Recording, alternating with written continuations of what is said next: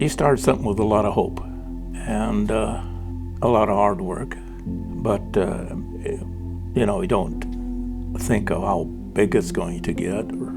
It's working towards something, and we're the type of people that we'd never give up on anything, so it's paid off. When we first started, Gary and I both worked at Kodak, and my dad had his own construction company, and at the time they were having issues with their excavator and their dirt contractors. So my dad had suggested, well, maybe you guys ought to go into business and try to help us out in that. So, and then he mentioned that they were starting to hire people that were called excavating companies. So I was like, what the heck's an excavating company? And he says, well, it's heavy equipment, they move dirt, they dig the buildings out, things like that. You guys should get a loader. You guys should start doing that. Anyway, we went ahead and we bought a loader. But as we continued, then we ended up buying a semi with a trailer. The next step was, well, you need an excavator now. And it was just need, so you look around and all of a sudden you don't notice that happening till you stand back and say, wait, what's going on here? So I'd work during the day with the loader, and then at night I'd go to work at Kodak. We did that, I think, for like about a year or two, and then we decided we had to do it full time. So we both went in, and I ran the loader, and Gary ran the dump truck. That's kind of where we started, and I can remember my grandfather at that time, who was probably in his late 70s, maybe early 80s, of him going out there and just watching us run a loader. I shouldn't say us, more Gary and Larry, because I was more of the office guy during that time. But it was a good pleasure to see him be a part, and I think he was very proud to see his grandsons starting a business and didn't even know if they would be good at it or survive. So when we decided, and this business started picking up in that, then Allie came in and joined Gary and I and took over the administration in the office, which was glad. Gary, I had no preference of working in the office there. So at the time we started that, it was around 78 or so, and then I think in the 80s is when the savings and loan fiasco went, so we had to look for other options and go to different areas to do work. Just trying to grow the business in our younger days, early 80s, where we almost lost the business due to construction market, economy. Bankers were afraid of contractors. So we were able to find a banker to help us restructure the business financially. And it was at that point where we really finally understood the business and what it takes to operate it every day and manage it and get the proper estimating to make money out of it. And after that, the business just continued to climb and grow. Every project we do is different. The dirt's different to work in. You've got different things that elements that you have to deal with. So I find projects, they're interesting to do. They're fun to say that, oh, I built that. We did, we reconstructed all of 35th Avenue from F Street all the way to 4th Street with 2 roundabouts and made it a 4-lane.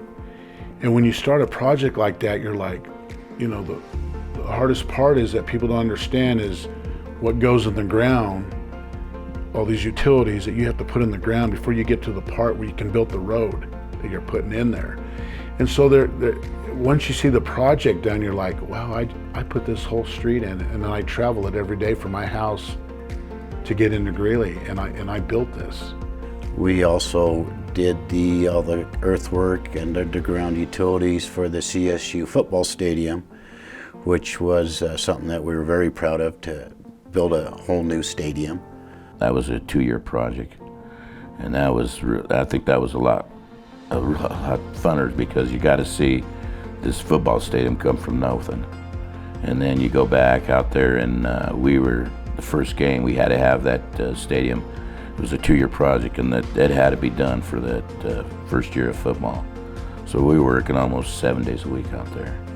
A project that I can think about that was really interesting that I was a part of was in 2013 when we had that flood of heavy rain that hit Lyons, Colorado, and we had went up and looked at the flood was over, and we went up the canyon, and left-hand canyon, and we went up there to look at a job to put a temporary road in.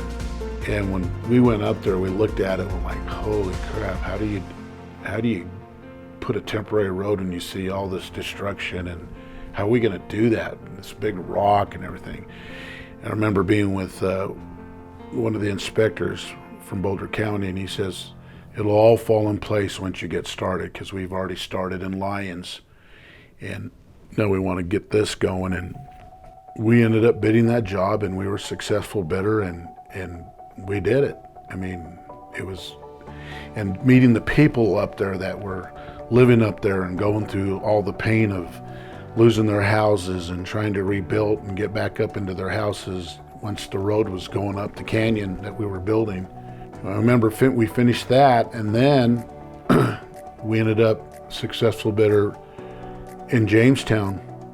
We were the first contractor in there, and we actually built the road to go in there, and we had to put all their water system back in before August. We were working 7 days a week, and that was a nice project there. And then you could see, when it was done, what we accomplished. So it's fulfilling, some of it. I'd rather see the like road work and that we've done. It's hard to go and tell somebody, oh, we put in 2 miles of sewer, because you never see it. Meeting the mayor up there was how hard that lady worked, and how grateful she was for us of all the hard work we put in on late nights, Saturdays, to try to get their water going. And so we learned a lot there, and I think after that project, I was like, well, we could actually go out of state if there was a disaster and, help put a town back together, or help them clean up and get them going again. Well, the Poudre River was the property was donated by our family. They were having problems because we had, the Poudre was finished up to this point, 71st, but there was nothing from there to, 59th? There was nothing there, so they had been trying to get that property for us to donate it. We weren't ready to do it, but then finally we decided to go ahead in one condition: if they'd let our company build the trail from 71st to 59th, and that's called the Duran Trail. And they got a picture of my parents right at the beginning here and right at the end of the trail. So I got to build that section from 71st to 59th. So that was kind of neat. And probably one of the most exciting recently times of our business, I guess it would be about 10 years ago. We operated out of a facility with less than an acre and about a 1,700 square foot office building on the northeast side of Greeley that we were there for probably 15 to 20 years. And we made a move to buy the property out west of Greeley, which is a 50-acre site, and it used to be an old dairy, and we were able to take down some old buildings and reshape the landscape out here, put up our new shop here. And once we got to this new office facility, it was a big change for the business, and that's probably when the biggest boom of our business happened.